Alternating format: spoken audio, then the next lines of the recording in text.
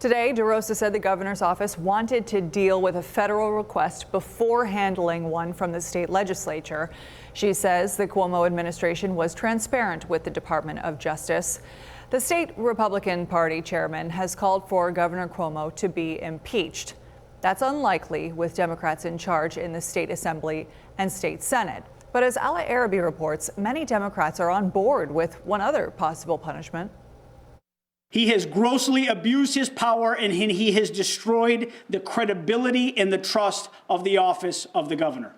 More than a dozen elected leaders want an investigation into Governor Cuomo. Republican leaders are calling for the governor to be impeached and his emergency powers revoked. But what would that process look like? Associate Professor of Political Science at UB, Dr. Jacob Nyheisel, says it would look a lot like a federal level impeachment. There would be a vote in the assembly, and then it would go to a second stage of the process, much like we're seeing right now in the U.S. Senate.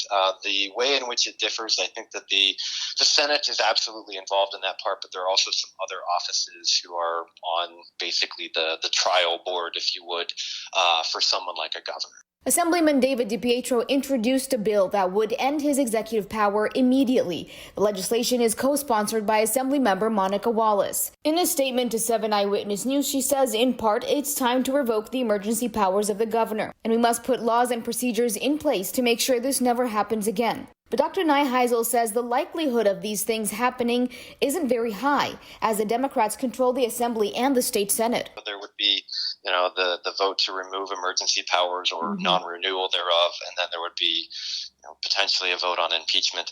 I think it's useful to look at how realistic those are, which is to say that it's not very. The governor's emergency powers expire at the end of April. In Buffalo, I'm Ala Arabi, 7 Eyewitness News.